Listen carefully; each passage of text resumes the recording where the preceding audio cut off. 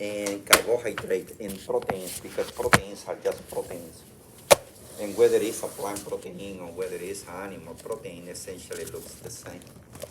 The only difference is the cell, the plant cells are structurally different. Make sure that you are aware of that.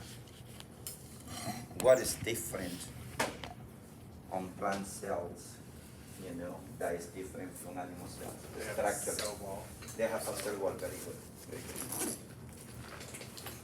And that's why, remember that the nutrients are inside the cell, so we have to break the cell. And that's basically what cooking does. Cooking, particular plant cells, is going to break the cell wall, and that will make the nutrients available inside those plant cells for us. And why do we spend a whole session about lipid digestion? Because it's not the digestion that is cumbersome, it's the transport or the process of the digestion. So first of all, there you go. Remember that pizza that I ordered in biochemistry one? It was the largest pizza, the human beings could conceive. So you can see right there. That's a real pizza. We got pizza here today. Oh, we do? There you go. Okay. Why real pizza?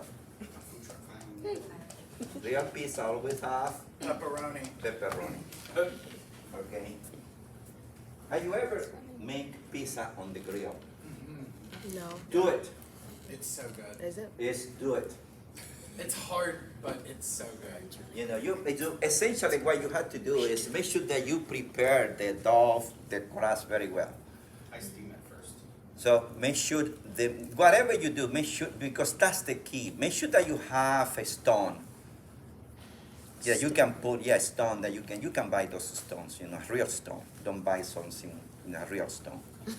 And I have one that has Bugs Bunny. So when you put it off and you turn it around, it has Bugs Bunny. You see what I mean? That's so cute. Okay. So it's the best pizza you can possibly. And this is how the real pizza is. The real pizza, they have this wood oven, and they put it over there. In 2 minutes later, they have to get it out. This is what you want.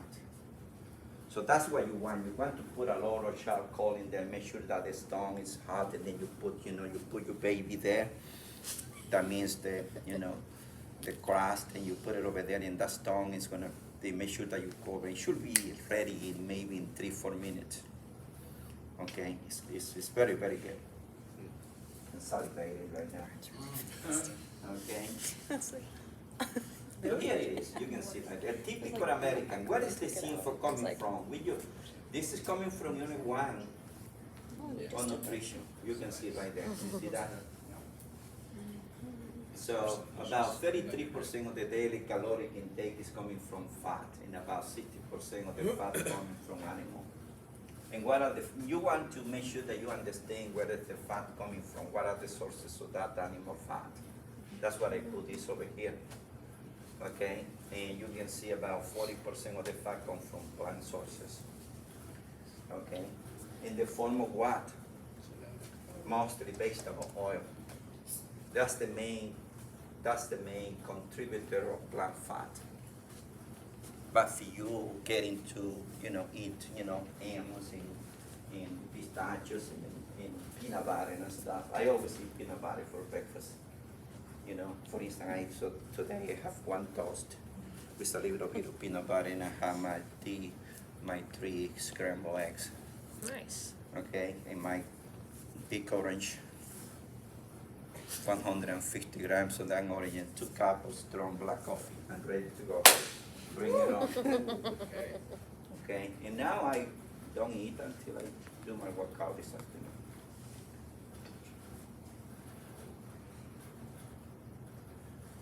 The main lipids in a typical meal, and in the body, remember, they are triacylglycerols, TIG. What is another name for triacylglycerols? How did the medical profession still calls that? They call it triglyceride, TGs. It's also called fat. See that? Okay? Making more than 90%.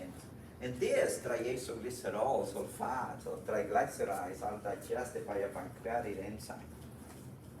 Okay? And this pancreatic enzyme is secreted from the pancreas in inactive form and cymogens. We talk about this and the protein digestion stuff. Okay, and look at this. And all the cymogens are activated by trypsin. I'm gonna put another label. The books only put triacylglycerols. It's almost like they don't care about the minor lipids in the meals, right? And you know, we cannot digest effectively unless we have bile. So we're gonna talk about bile salt, at least a structural aspect of that. So you can, this is a typical bile salt. Okay? So that's what you do. It's almost like you have a list. I don't know if you are a list or a table guy. It helped me a lot when I was a student. So you say biosalt. You say, what is having a biosalt, right? What do they do?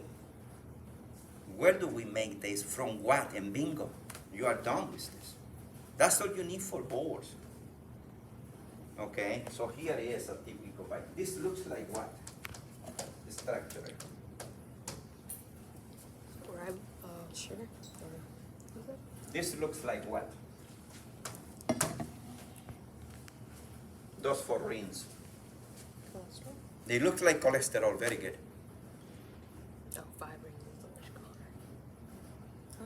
What's Right? 5 rings? So what is the meaning of that? If this looks like cholesterol, right? What is the implication? I didn't hear you guys. You are not talking to me today. This coming from cholesterol. If we walk like a duck, sounds like a duck, it's probably a duck, right? Right.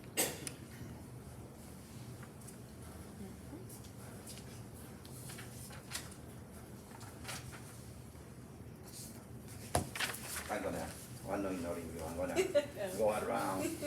I still play baseball. I go to first base, second base, and stuff. And hopefully I will get it back in here. Okay? You see that? And this is called glycocolate.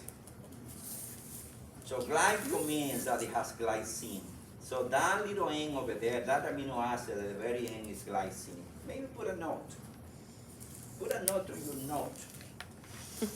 See what I mean? Make sure that you know that all this stuff is called colate. You see that all this stuff is colate. This stuff is called glycine. When we combine this, we get this. You see that?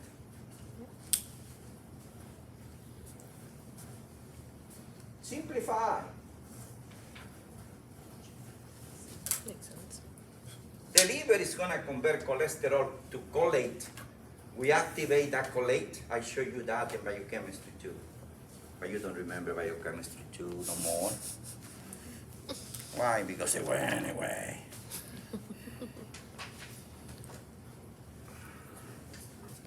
It went away. So that's basically, this is one of the main emulsifiers in bio. I'm going to show you this in nutrition, by the way. What is the main components of bio? There are several emulsifiers in bio. Cholesterol is an emulsifier, okay? But transforming that cholesterol into biosalt, we have better emulsifiers. Like biosalt are better emulsifiers than cholesterol itself.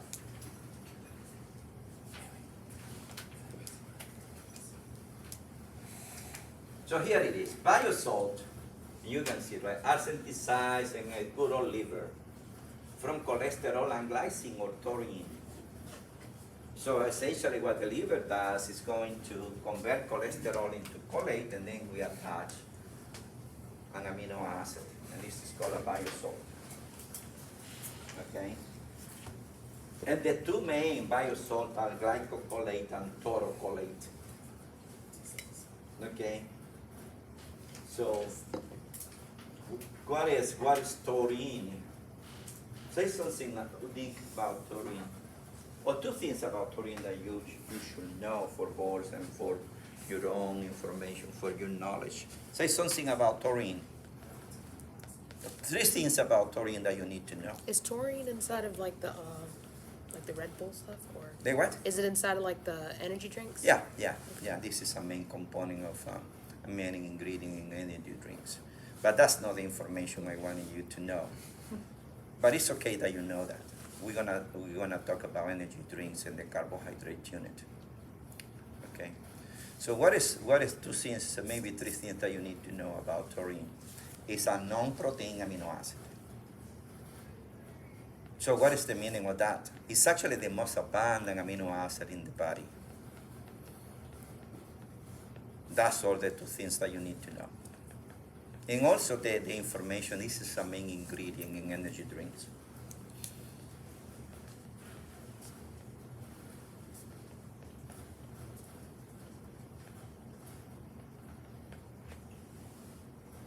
So here it is, the lipase. It's a pancreatic lipase, and remember, yes, it's created from the pancreas. Because of what hormone stimulates the secretion of cyanogens? Trypsin. We discussed this in the previous presentation. Don't leave it for later. Little by little, get, what is the main hormones that stimulate? Is it pepsin? Pexin? I didn't realize that pexin was a hormone. Maybe you know something I don't. Sitting over there, you catching up information that's bypassing me, huh? Right? What is pexin? It's an enzyme, it's not a hormone. Okay, what is the hormone that stimulates the pancreas to secrete cyanogens? It's called CCK. It's the main hormone. Don't leave that for later. That's what I say, don't leave that for later. Okay. And of course, you can see right there, has very little activity. Even when we convert the pro lipase into lipase, it has very little activity unless associated with a regulatory protein. And that regulatory protein is called colipase. And even though colipase names enzyme is not an enzyme. You see that? So typically when we say that's when we saw the unit of enzyme in biochemistry, one, when we talk about unit 6 of enzymes. So what is the easiest way to know that you are in the presence of an enzyme? Because enzymes, even though there are a few enzymes, for instance, all those enzymes that they don't have a name that enzymes, all those are all names. Now, if you discover an enzyme, they are not going to allow you to name it unless there is the A's at the end. And that thing is a good idea because, for instance, trypsin, pexin, chymotrypsin, where are those names coming from? They don't say much. So I think I did put some, and that's why regulation. That's part of regulation. That's why regulation is good, whether we want it or not. Because regulation simplifies things for you. You know what rules to follow. For instance, I follow a lot of rules in here, even though I might not agree with some of those rules. But I'm not here to, argue about rules. I just follow the rules. You're an employee over here, and there are these rules for employees. I follow them. And I follow my rule most of the time when I'm driving, right? From time to, you're going 90, but just slow down, man. What's going on? You've been there? You get, it's so hard, and you see this, patrol. I was lucky. But I realized that here in Florida, they only stop you if you go at least 150 miles per hour.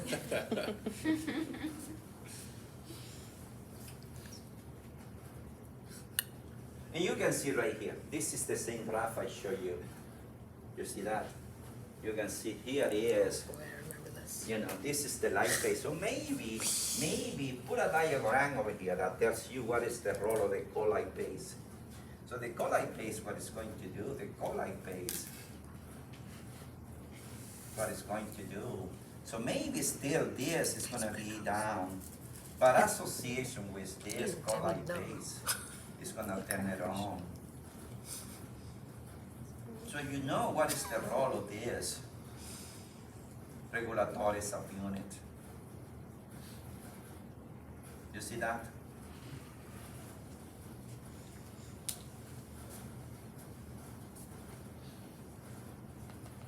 That saved my life, guys. What saved my life? These little things. Make sure that your notes are the best sources of information that you have. So make sure that do your best to take good notes.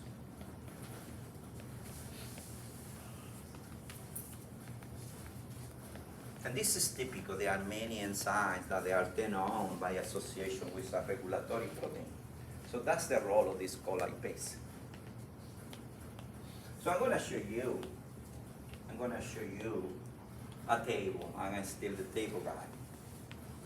So the main, you can see the main dietary lipid that we need to digest. It gets about 90% or more. And essentially what we do, we remove two fatty acids. So I'm going to put a diagram. What is a triacylglycerol looks like? Triacylglycerol molecule, look at this. Well, this is glycerol. There is 1, 2, and 3 carbons, and there is a fatty acid. This fatty acid is typically unsaturated, so I'm going to put this S.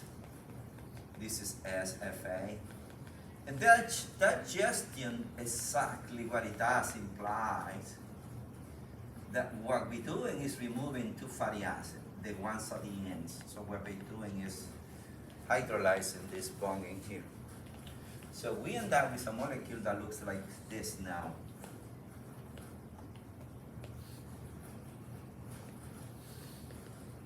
This is what we call 2-monoisoglycerol. See that?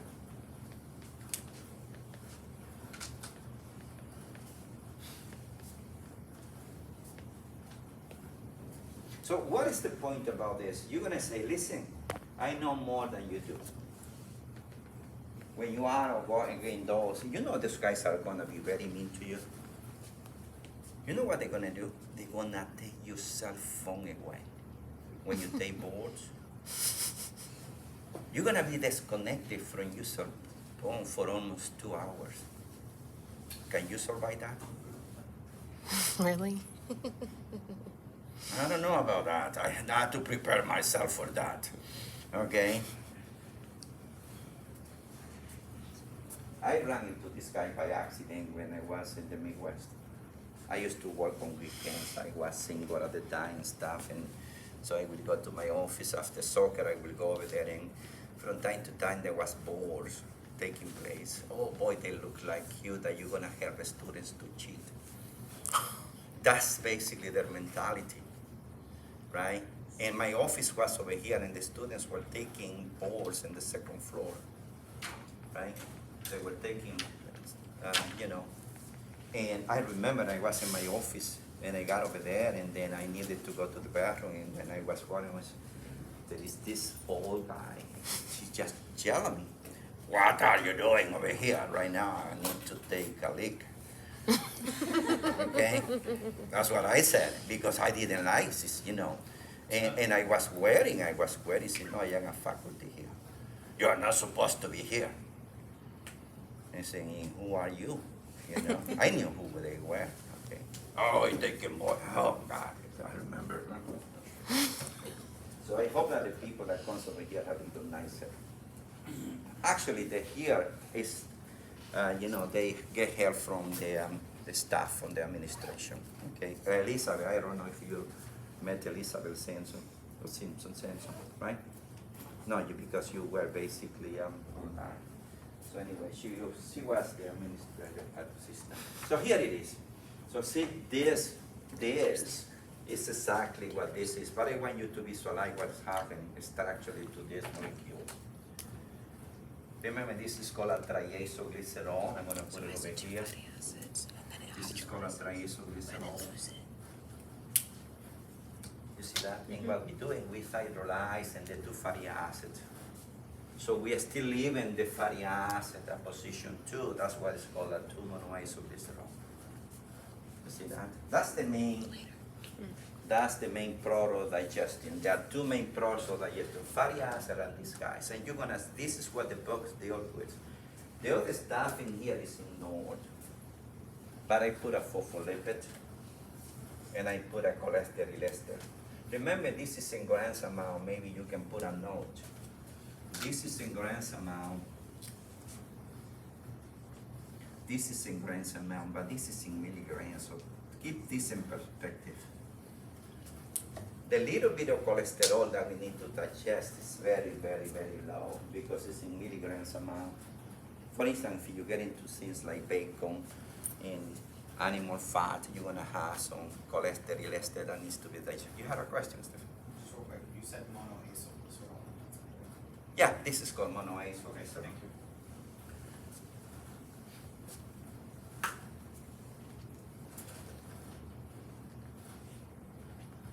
And this is what the lipase is doing. You see that? The lipase, what it's doing is essentially removing, look at this, it's removing, look at this is carbon 1. That's why there is an R1.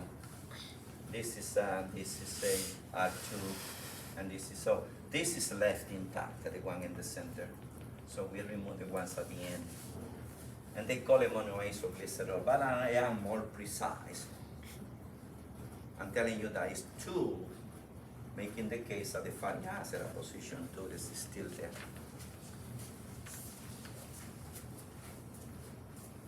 Do you see it better now? On this sound.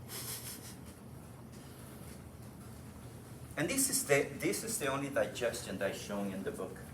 That makes sense because, you know, it's the main, and you can see right there. Let me say something about babies, right? Because this happening in this lumen or small intestine. So what happened in the stomach in regard to adult? Nothing. But babies is different. The pH in the stomach of babies is much higher. Okay, see what happened? Look at this. Look at this. Less acidic. It's less acidic, and there is a gastrolipase. And that gastrolipase is actually can hydrolyze, particularly the fat that is in milk. Milk fat is characterized by having higher amount of short and medium chain fatty acids. That's why butter, what happens when we take butter and we put it at room temperature? Here in Florida, but if you put it at room temperature, for instance, it doesn't melt in my house because I keep my house like about 78 degrees during the day. It gets soft, but it doesn't melt. But if you put it at, higher temperature. So what is the implication? That the consistency, whether it's solid, whether it's liquid, whether it's in between, depends on the type of fatty acid that you have. So milk fat is rich in short and medium chain fatty acids. For instance, it has C4, C6. What is C4 and C6? They are called caproic acid and caprylic acid. Those are liquid at room temperature. If you have a container with 2 fatty acids, it's liquid. But then C10 and C8 are kind of gel-like. Those are the target for that gastrolipase. So that gastrolipase is gonna target particularly those short and medium chain fatty acids. If you smell C4, which is called butyrate, I say caprylate, but caprylate is C6, and 6,8 is called caprylate. C4 is butyrate. If you smell butyrate, which is C4 and C6, they smell like butter. So actually you feel like eating a piece of bread and putting some, and that's the smell of butter, because those short chain, and you can see right there. When babies start getting food other than the mother's milk, by survival, that changes the pH protection. And why? Because the food that we ingest, the delivery of milk from the mother's breast to the baby is almost sterile. You see what I mean? There is not, okay? So once we start getting food, there is a lot of bacteria in that food. And that's why for protection is a survival mechanism, the pH of the, there is a stimulation, we stimulate the stomach cells that start secreting hydrochloric acid. And that when we get exposed to other food besides the mother's milk.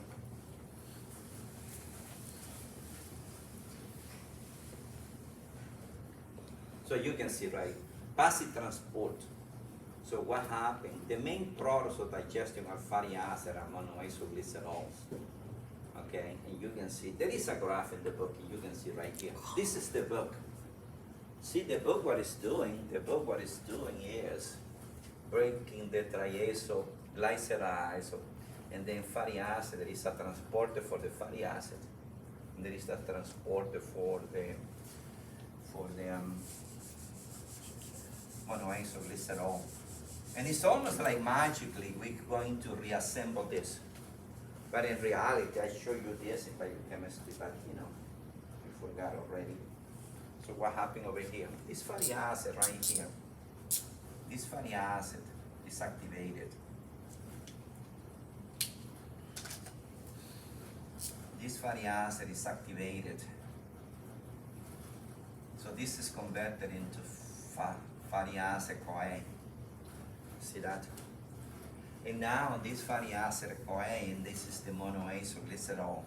Here is the monoisoglycerol. So now we can convert this into diacylglycerol. You see that? By reattaching one fatty acid. And then we can reattach another one over here. You see that? This is magic stuff, huh? Bingo, you see that? So we have reassembled, because that's essentially what we had over here, you see that? So we put it back together, you see that?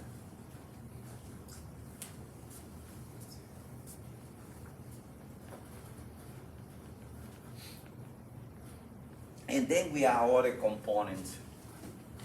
And you can see the triacylglycerol, which are this guy, we add some other components. What are the other components? We add a little bit of protein.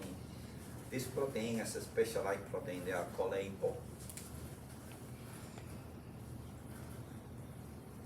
They are a family, like about 12 for these guys.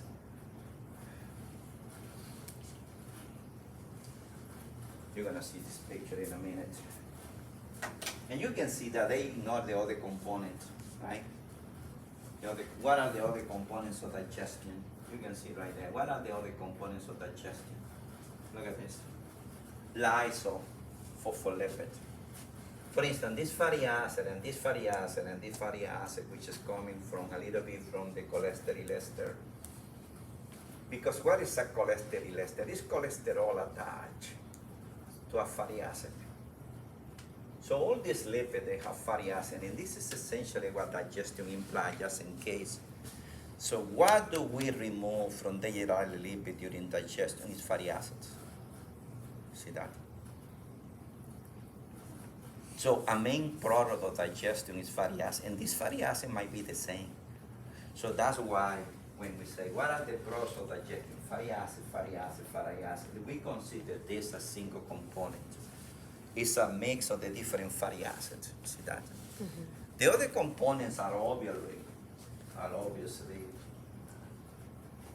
2-monoisoglycerol, the lysophospholipid, and free cholesterol. And keep in mind that cholesterol is in really low amount because in milligrams amount. So let's talk about, so this is the fatty acid activation, you see that? The fatty acid gets there and then it's activated in the cytosol of these intestinal cells. Where is CoA coming from? What is the precursor of coenzyme A or CoA?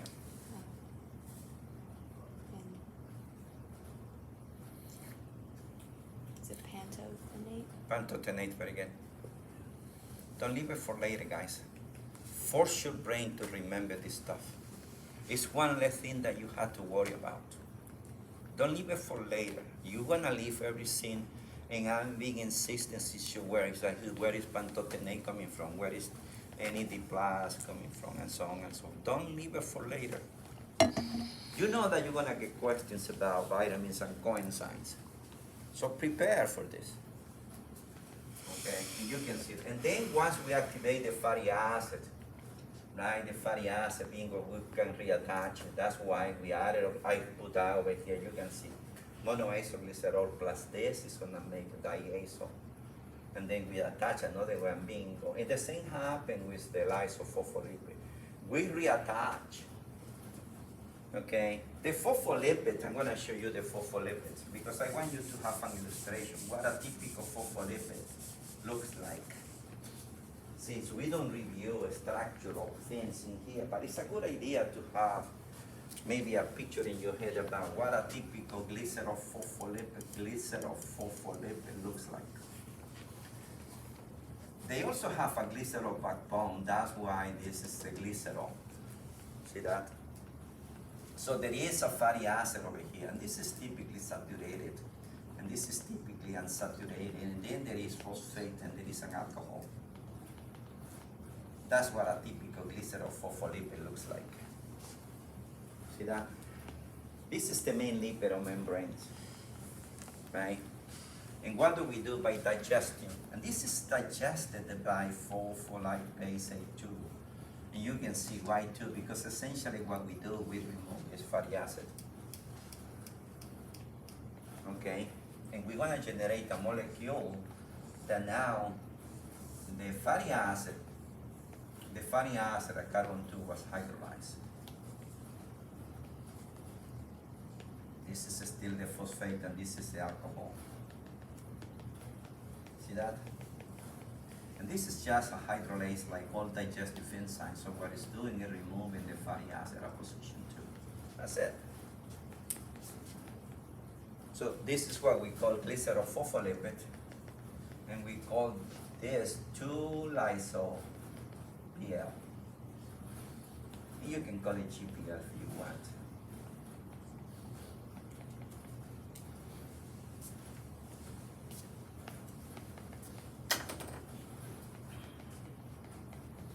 And that's what we do. We take the lysophospholipid, you can see right here, the lysophospholipid, and we reattach the fatty acid, and bingo, we make a phospholipid. And we esterify some cholesterol. Not all cholesterol is esterified. And what is the meaning of esterify? Because the linkage between the cholesterol and the fatty acid, all the phospholipid is linkage right here, and it's an ester linkage. So don't be intimidated because it's called a cholesterol ester. A cholesterol ester is a cholesterol molecule that has a fatty acid attached by ester linkage. Okay? Remember, pretty soon you're gonna be a what? You're gonna be a doctor. And then you can see right here. So we take this products, these lipids, and we add an apoprotein. Okay? And bingo, we make a particle, and these particles are called LPs. Okay? And here it is. Look at this. Lipoprotein, LPs, or lipoprotein transport cholesterol and fat through the organism. Right? And they are classified based on density. See that? That's the main parameter that is used. Okay? The one with the lowest density, I listed them in the order of density. So this has the lowest, and there is a table that tells us about that. The one with the lowest density is the chylomicron. And the one with the highest density is the H. The H in HDL is because it's high, HD means high density. There is one, it's called VLD. What is the meaning of VLD? Very low density. Okay, and you can see right there. And we need to know, and this is what it's called, LP metabolism. Is where do we do the assembly? How do we break this down? even though there are several of these particles, there is only two particles that are a target for a LP lipase. You can see, look at this. Look at this. It says over there somewhere. Let me see. It doesn't say over there, but I'm gonna show you that there is a lipase that breaks down through these particles. And let me show you the table. Here is the table. Well, this is just a graph.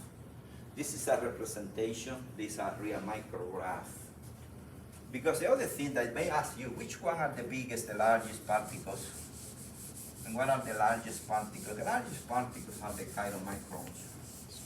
See that these are the largest particles, the chylomicrons. The smallest particles is almost like density and size.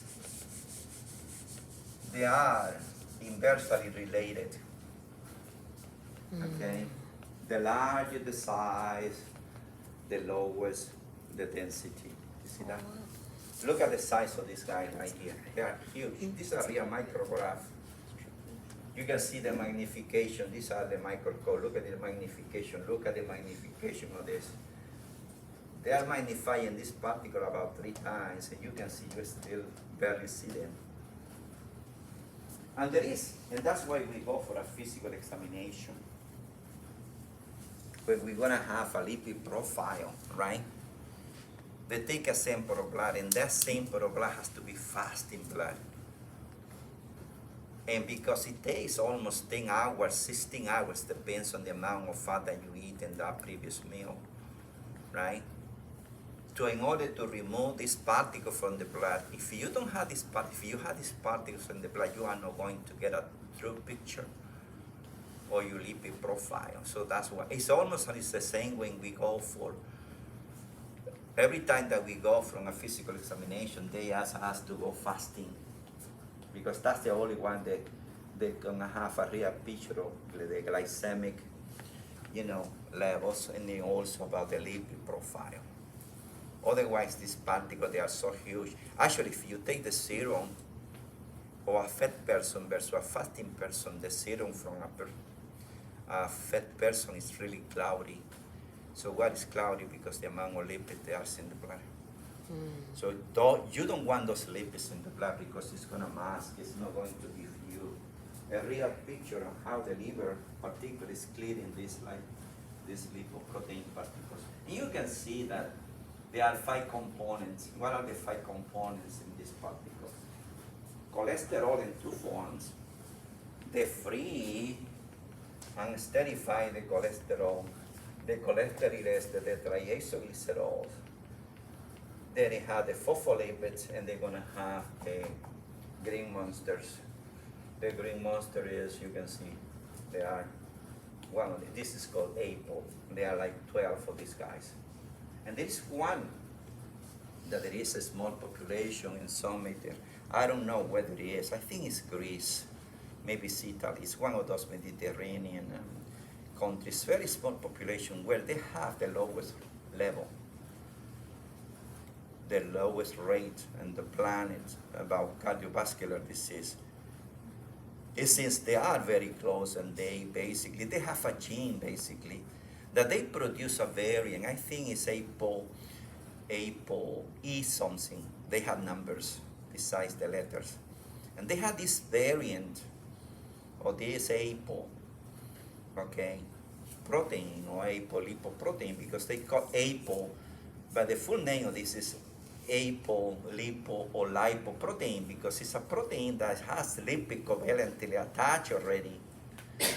So these lipid components allow this protein to interact with the lipid, but it also allows the binding.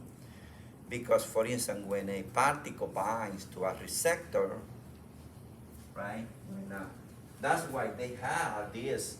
If this protein is not there, it cannot bind to the receptors. So the protein is essential. This is a main function of the proteins and these components. You can see right here. Look at this. I did this on purpose. Each one of these particles, and you can see that the density goes from low to high.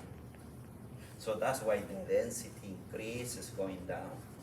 And why the density increases? You can say because the lipid content decreases or because the protein increases. More protein, more density. Less protein, less density. And you can see that also, you can see, look at this. These are the largest. Look at the size of this in nanometers. What is a nanometer? This is what it means. What is the meaning of nano? Very small. 9 what? -9? I don't know.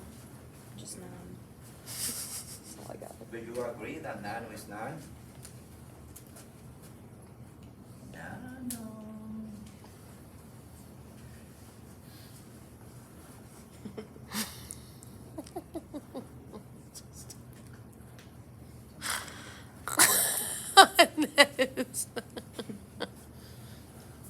Yeah. See That was that? in my head.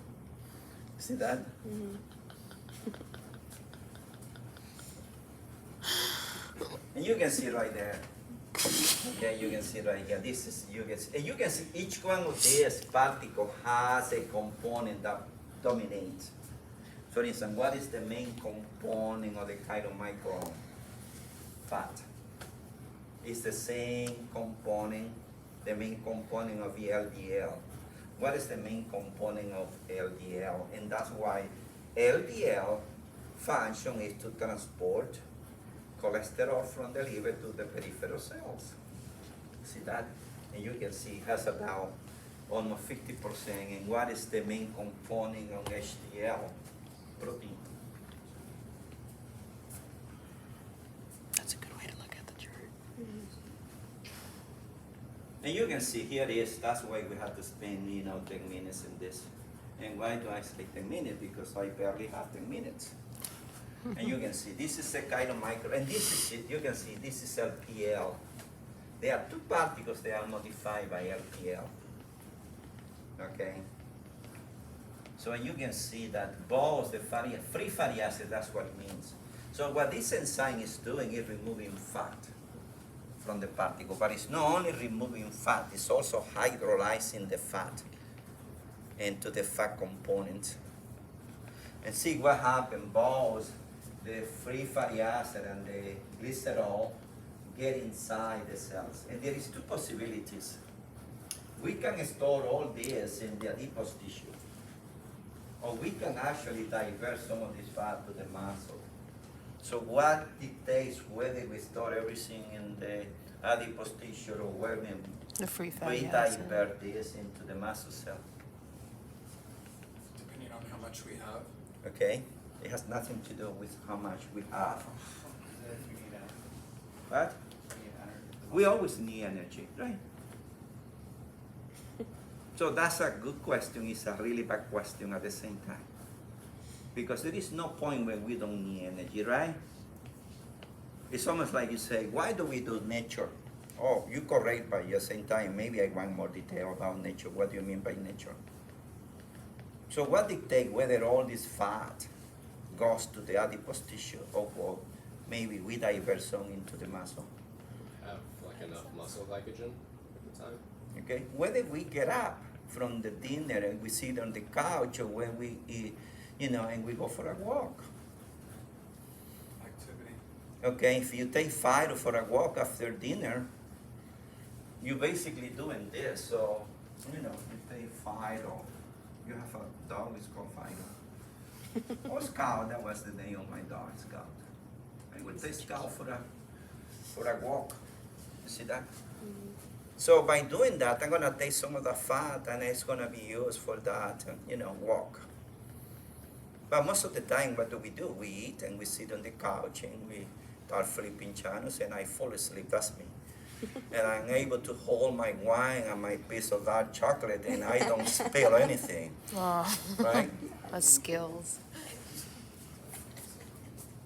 So when my wife was not here, right, because she had not received the green card, we talked after dinner, she said, did you fall asleep? Absolutely, it was so good, I was there. Did you spill your wine?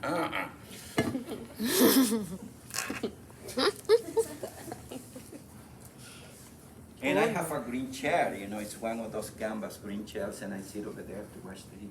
And there is a stains of chocolate, but not my wine, all over the place. You see, right? So anyway, and you can see right there. When it gets to the liver, it's called chylomicron renans. You can see right there. But it has less fat than the starting material. Why? Because we have removed some fat. You see that? The liver during the first stage is going to make a new particle, which is called VLDL. Okay, and this is where we have fat from the lasagna, because what's going to happen, lasagna fat is going to get to the liver. Still, this is going to have a lot of fat. The liver is going to make their own fat, mostly from excess carbohydrates. The fat that the liver makes for us is no different from the fat that comes from the lasagna. The liver can only make what type of fat?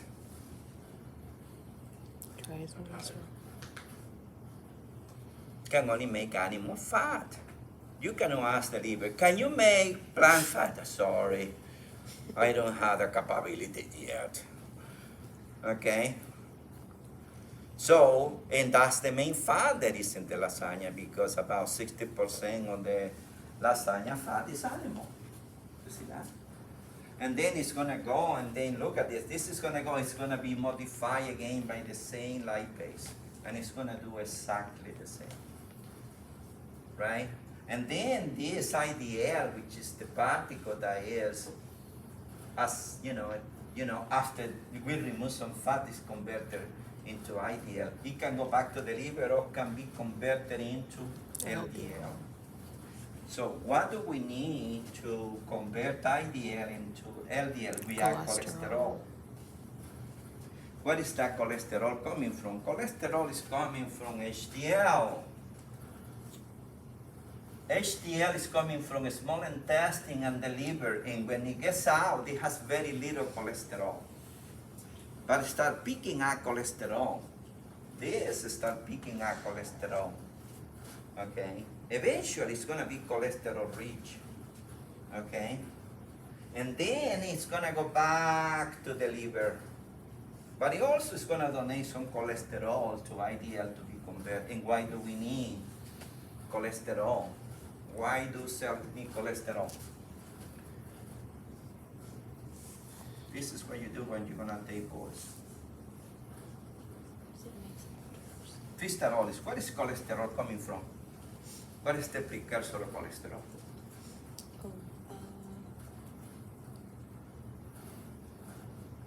Vitamin D. That's what we learned last week. You learned that? I mean, not that. No, I didn't tell you that. I think vitamin D comes from those.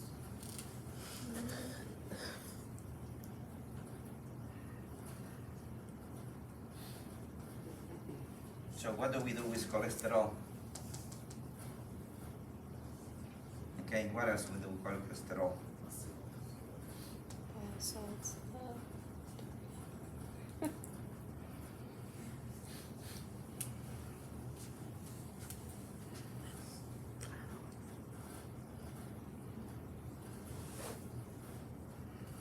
If you can do this, if you can do this without any hesitation, you are in a very good place. If I were to have said sterols, would that be the same thing as? Say what? Sterols, that's the same thing as. Yeah, you steroid can say hormone. that. I prefer to What's say that steroid other one? hormones. Oh. How many type of steroid hormones do we have?